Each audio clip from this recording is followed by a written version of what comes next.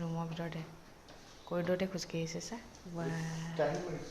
Trial মাৰিছে বোলে বতৰ বেয়া যে আজি বতৰ বেয়া হ'লেও ভিতৰতে খোজকাঢ়িব লাগিব দেই আহি গ'লোঁ আইয়াৰ জলপান মানুহজনৰ গৰম পানী লৈ আহি গ'লোঁ এইফালে জীয়েকে দেউতাকক উঠাই আছে গৰম পানী খাবলৈ বুলি দেউতা উঠিব আহা দেউতা উঠিব আহা তুমি জলপান খুৱাই আহা কিয় অকণমান ৰুটি খাবা আহা আমাৰ লগত সেইবোৰ নুচুৱে দেই তাত মকৰা ওলাব কিবা ওলাব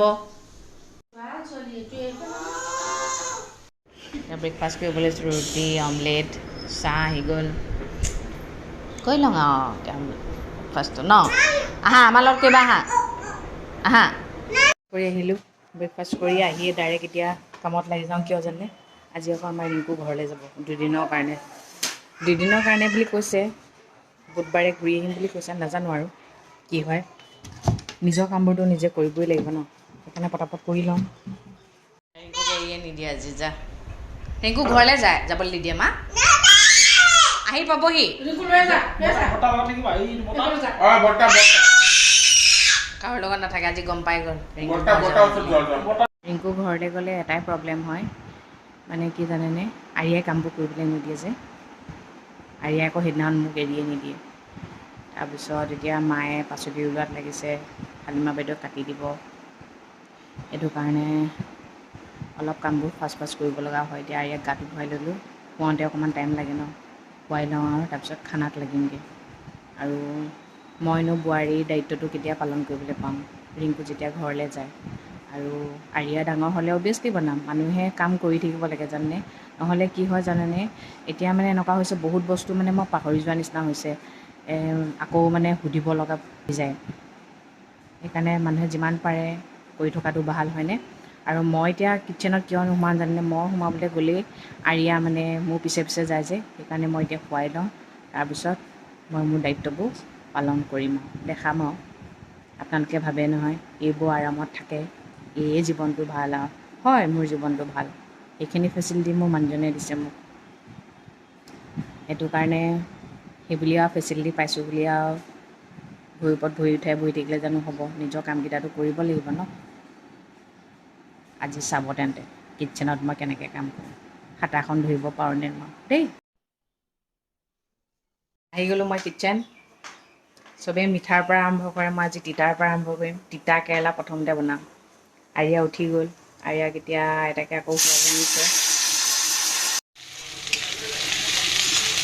এতিয়া মই কি বনাম জানেনে জিকা আলু ৰঙালাও মিক্স ভাজি এখন বনাম আজি মানে জংক পংক ঢেৰ হৈছে মানে ইখন কেৰাহীৰ পৰা ইখন কেৰাহীলৈ বগাব লগা হৈছে এইফালে নিধিদা দেখিছেনে আমাৰ ৰিংকু ঘৰলৈ গ'লে নিধিদা আহে নিধিদাও হৈছে মাহঁতৰ গাঁৱৰে হয় নিধিদাও একেবাৰে সৰুৰ পৰা আমাৰ মাহঁতৰ মানে ঘৰৰ লগত পূৰা টাৰ্মছ আছে মানে আৰু আমাৰ ঘৰত মানে ৰিংকু নিধিদাৰ ভাই কৃষ্ণদা তেওঁলোক অহা যোৱা কৰি থাকে এতিয়া নিধিদাই তামোল কাটি আছে ভাত খোৱাৰ পিছত তামোল খাব লাগিব যে সেইকাৰণে মোৰ হেল্পাৰ আজি নিধিদাই আৰু হালিমা বাইদেৱে পাচলি চাচলি কাটি থৈ গ'ল আৰু এতিয়া টাইমত ভাতটো হ'লে ভাল লাগিব ন ভাত বনাইছোঁ বুলি বনায়ে থাকিলে নহ'ব নহয় টাইমত খুৱাব পাৰিব লাগিব তেতিয়াহে ৰান্ধনি বুলি ক'ব ন আজিকালি মানে চব্জি বনালে আমাৰ যিয়ে ভাজি বনাওঁ চব্জি বনাওঁ সেইবোৰত মানে জলকীয়া দিব মানা কৰোঁ কিয়নো আৰিয়াৰ কাৰণে আমি সৰুৰ পৰা এতিয়া খুৱাওঁ তো মানে কি ৰিংকুক দিবলৈ মানা কৰোঁ কিন্তু ৰিংকুৱে দি দিয়ে এতিয়াবা খোৱালে হ'ব ন সৰুৰ পৰাই খুৱাব লাগে ল'ৰা ছোৱালীক চব্জি চব খুৱাব লাগে তিতা কেৰেলা নাই খোৱা আজিলৈকে কিন্তু বাকী চব খুৱাইছোঁ আৰু মানে এইফালে চব্জি বনি আছে আৰু এইফালে ভাত সিজি আছে আমি মানে কুকাৰত বনোৱা ভাত নাখাওঁ চচত বনোৱা ভাত খাওঁ আৰু কুকাৰত বনোৱা ভাতটো মানে বহুত মানুহৰ কাৰণে বেয়া চুগাৰ থকা মানুহৰ কাৰণে আমাৰ যিহেতু মা ভাগৰ চুগাৰ আছে সেইটো কাৰণে আমি চচত ভাত বনাওঁ এইফালে আৰিয়াই আইতাকক অৱস্থা বেয়া কৰি দিছে কিন্তু মোক আমনি কৰিবলৈ অহা নাই কিবা এটা বুজি পাইছে বাৰু দেই কিন্তু আইতাকক অৱস্থা বেয়া কৰি দিছে লাষ্টৰ ফিনিচিংটো বোলো মাৰোঁ আন্দা কাৰী এটা বনাবলৈ কৈছে, সেইটো বনাব লৈছোঁহে। এয়া ছোৱালী বোলে এতিয়া মোৰ কোচত উঠে, দেখিছেনে? Happy birthday to you. তোমাৰ বাৰ্থডে তুমি নিজে গাবা দেই। Happy birthday to me. এইফালে মই ডিমৰ সৈতে ভাত আনিছোঁ কাইলৈ জানে তবিলে। ঘৰত এটা কুকুৰ থাকিলে কুকুৰক সদায় প্ৰথম গৰম ভাত দিব লাগে বোলে, গম পাইছেনে? কুকুৰক মানুহে জুঠা ভাত খুৱায়, কিন্তু জুঠা ভাত নহয়, প্ৰথম ভাতখিনি বোলে সদায় কুকুৰক দিব লাগে, তাৰপিছত মানুহে খাব লাগে। এইফালে ৰেডি কৰি দিলোঁ আৰু হালিমা বাইদেউ নিধিতাক ভাত দিলোঁ, এতিয়া আৰিয়াক ভাতটো খুৱাই লওঁ। কেনেকুৱা হৈছে নাজানো আৰু, মানুহজনে যেতিয়া খাব তেতিয়া ক'ব নহয়, তেতিয়া গম পাব।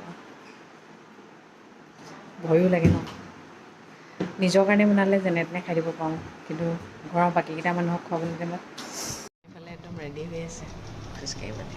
আজি মই খোজ নাকাঢ়োঁ, আৰিয়াক মই ধৰিব লাগিব যে, নহ'লে তাইক লৈ খোজকাঢ়িবলৈ পচিবল নহয়, বিষাই যায় কঁকাল চকাল।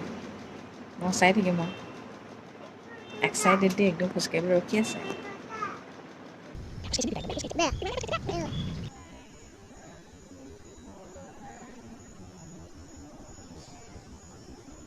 এবাৰ কাম এটাত মন বহিবলৈহে টান, বহি যোৱাৰ পিছত তাক এৰাবলৈ টান, হয়নে নহয়? সেইটোৱে কথা। মই খোজ কঢ়া নাই যদি মানুহজনে খোজকাঢ়িবলৈ এক্সাইটেড হৈ আছেনে? অকণমান চাই দিলেও ভাল পায় ন, সেইকাৰণে চাই দিলোঁ আৰু। এতিয়া মই গা ধুওঁগৈ, গাটো ধুলোঁ, মাক চাহ দিলোঁ, এতিয়া ইয়াক জলপানটো খুৱাই লওঁ। চাগু বনাইছোঁ এতিয়া, তাৰপিছত নিধিতা মই মানুহজন চাহ খাম আৰু। মই যে কাম কৰিব পাৰোঁ, বহুতে ভাবে মই কাম কৰিবই নোৱাৰোঁ। এজনী একদম কিটচেনলৈ যাব নালাগে কাৰণে ব্লগ বনাই থাকিব পাৰিছে, সেইবুলি ভাবে চাগে কিছুমানে, হয় নাই? নেভাবিবা মই চব পাৰোঁ দেই। ইভিনিং হ'লে আমি অকণমান ওলাই আহোঁ যে, ওলাই আহিছোঁ আৰু ছোৱালীকো ফুৰাই নিছোঁ, আমিও ফুৰি যাওঁ একপাক। মায়ে এতিয়া ৰুটি খাব, মানে মায়ে ৰাতি হ'লে নহৰু 3 ফুটা খায়। তাৰপিছত ভাজি মায়ে নিজে পাতিলে, ভাতকেৰেলা আলু ভাজিলে। মই এতিয়া আটা মঠি থৈছোঁ, ৰুটিটো বনাই দিম আৰু 9:30 বজাত। তাৰপিছত আমাৰলৈ ভাত বনাম, মানুহজনে আফগানী চিকেন লৈ আহিছে, দালি বনাম, সেয়াই খাম আৰু আৰিয়াক চেৰেলেক খুৱাম। ভাত নোখোৱাওঁ মানে কি, ভাতকেইটা মানে খুব ঠেলা হেঁচাকৈ খুৱাব লাগে যে। মাক খাবলৈ ববলৈ দিলোঁ, আৰিয়াও খালে, এতিয়া আৰিয়াক বোলো অকণমান খুৱাই দিওঁ। মানে কি হয়, বাকী একো প্ৰব্লেম নাই, আৰিয়াই বৰ প্ৰব্লেম কৰে, মানে মই কাম কৰি থকাটো তাই নিবিচাৰে, মানে কিটচেনত সোমোৱাটো মানে বিশেষকৈ নিবিচাৰে মানে। বাকী এইবোৰ কাম কৰি থাকিলে বেলেগ ভাল পায়, এতিয়া কিটচেনতো মানে ইটো টানেকৈ সিটো টানেকৈ ভয় লাগে ন। বাকী একো প্ৰব্লেম নাছিলে, এতিয়া মায়ে কৈছে নাই কাইলৈ মই ভাত বনাম, কিয় বনাব দিম বাৰু মই, আৰু যিমানেই যি নহওক মানে সেইখিনি বুজি পায়, মাহঁতেও বুজি পায় মানে, সেইকাৰণে মানে আৰু মানুহৰ বুজি পোৱাটো লাগে ন, আৰুনো কি লাগে কওক না। তাৰপিছত মানুহজনে দিনত কৈছে বোলে হোটেলৰ পৰা আনিম, মই বোলো কিয় আনিবা আকৌ, এনেকুৱাও নহয় নহয়, ৰিংকু নাই বুলিয়ে যে আমি বোলে একদম হোটেলৰ পৰাহে কিনি খাম, কিয় খাম, হাত আছে ভৰি আছে কৰিম আকৌ।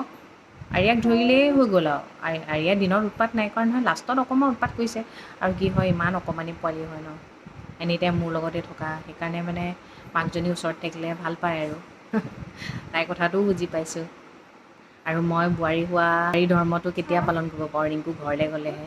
তথাপিও মায়ে মানে সম্পূৰ্ণ কামখিনি কৰিবলৈ নিদিয়ে, তেওঁ আধা দি কিবাকিবি হেল্প কৰে, এনেকেই আৰু। আপোনালোকে খুব চাওঁ কৰি আছিলে নহয়, মই কাম কৰিব পৰা নাই, এয়া মই কাম কৰিব পাৰোঁ, মই কামলৈ ভয় নকৰোঁ নহয়, গম পাইছেনে? মই কাম কৰি খোৱা ছোৱালীয়ে হয়। ভিতৰত খুব কম মহিলাহে এনেকৈ আৰামত বহি খায়, আৰু তাৰ ভিতৰত এতিয়া ময়ো এগৰাকী বুলি কওঁ। সিমানখিনি মানে মোৰ ঘৰখনৰ মানুহে ৰাখিছে, এতিয়া হয় নহয়, মোৰ মানুহজনে সিমানখিনি ফেচিলিটি ৰাখিছে কাৰণে মই এতিয়া কাম এটা কৰিব লগা হোৱা নাই। এতিয়া সেইখিনি ফেচিলিটি নোপোৱা হ'লেতো ময়ো কৰিব লগা হ'লহেঁতেন।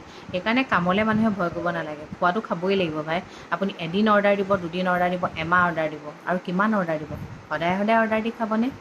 সেইকাৰণে নিজৰ হাতকেইখন আছে যেতিয়া নিজৰ হাতকেইখন ইউজ কৰিব লাগে, আৰু নিজে কিমান ধুনীয়া খানা বনাব পাৰে খাব লাগে, নিজৰ মানুহজনক খুৱাব লাগে, নিজৰ ঘৰৰ মানুহবোৰক খুৱাব লাগে। আজি এনেকৈয়ে গ'ল আৰু, আজি মই ৰান্ধনি। ঠিক আছে তেন্তে, ইমানতে ৰাখোঁ, সদায় কোৱাৰ দৰে কওঁ, ভগৱানে সকলোৰে মংগল কৰক, সকলো সদায় ভালে থাকক। অঁ গুড নাইট কৈ দিয়া। অঁ ইমান ধুনীয়াকৈ ৰখি থাকে দেখিছেনে, এক্সাইটেড হৈ। চুমা এটা দি দিয়া, বাই কৈ দিয়া, গুড নাইট, লাভ ইউ। অঁ